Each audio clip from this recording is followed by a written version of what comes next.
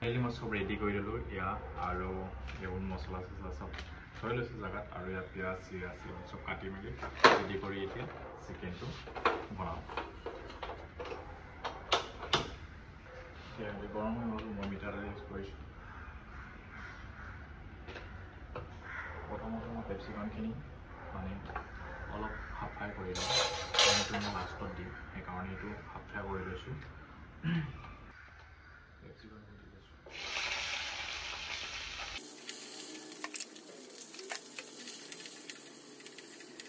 তাৰপিছত তেল গৰম হৈ গ'ল, মই তেল দি দিছোঁ। এতিয়া মই ৰচুন আদাৰ পেষ্টটো দি দিম, ইয়াত পিচি থৈছিলোঁ গিলাচত। হালধি, ইয়াত যিমানখিনি মছলা আছে আৰু গৰম মছলা, জিৰা পাউডাৰ, তাৰপিছত মই এতিয়া এই মছলাখিনি পানীখিনি অকণমান গৰম পানী অকণমান দি দিছোঁ। মছলাটো মই এনেকৈ বনাই লওঁ। সদায় মাংস বনালে মানে মছলাটো মানে চব মানে মছলা দি মেলি গৰম পানী অকণমান দি মেলি ধুনীয়াকৈ পিঁয়াজটো সিজাই লওঁ, মছলাটো সিজাই লওঁ, মানে তেলটো ওলোৱালৈকে আৰু এনেকৈ মানে সিজাই লওঁ।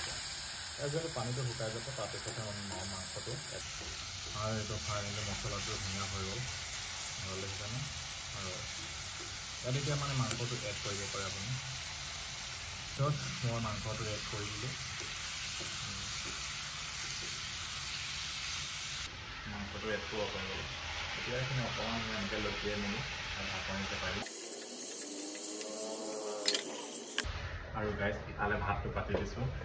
যিহেতু মই ভাতটো মানে কাৰেণ্টৰ পৰা বনাওঁ হিটাৰতে, আৰু হিটাৰ নালাগে মানে ইয়াত অকল মানে মই চব্জিটোহে গেছত বনাওঁ, বাকী ভাতটো মানে কাৰেণ্টতে বনাই দিওঁ, মানে হিটাৰত বনাই দিওঁ। আৰু তেতিয়া মানে গেছটো মানে মোৰ বাচি যায়, বহুত দিন যায়। আৰু দুইটা যদি ভাত বনাওঁ, দাইল বনাওঁ, মানে চব মানে চব্জিটো মানে গেছত বনালে অকণমান খাই ভাল লাগে, কিন্তু তাত অকণমান টেষ্টটো নাপাওঁ, সেইকাৰণে মই চব্জিটোৱে অকল বনাওঁ গেছত। আৰু ডাল বা ভাত যিকোনো কিবা এটা বইল কৰিলে মানে তেতিয়া মই ইয়াত ভাত দিওঁ। মানে বাকী চব্জি তব্জিবোৰ শাক চাক বনাওঁ মই ইয়াতে বনাওঁ, গেছত বনাওঁ। বিলাহী দিবলৈ হ'ল, আৰু এতিয়া মই এইখিনি বিলাহীখিনি মই ইয়াত দি দিছোঁ। বিলাহীখিনি ভালকৈ অকণমান সিজোৱাৰ পাছতহে মই পানীটো দিওঁ, মানে পানী আৰু বিলাহী একেলগতে দি নিদিওঁ মানে।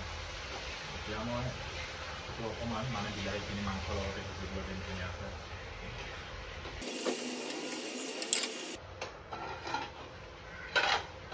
ফাইনেলি ইয়াত পানী দিব পৰা হৈ গ'ল, আৰু এই গিলাচটো মই ৰচুন আদা খুলিছিলোঁ যিহেতু, সেইকাৰণে মই পানীখিনি গৰম।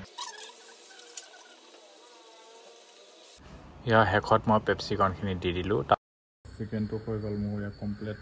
আজি ভিডিঅ'টো ইমানতে শেষ কৰিছোঁ। আকৌ এটা ভিডিঅ'ত আপোনালোকক লগ পাই আছোঁ। সকলোৱে ভালে থাকক, আৰু আপোনালোকলৈ বহুত বহুত ধন্যবাদ। আজিলৈ ৰাখোঁ, বাই বাই, গুড নাইট।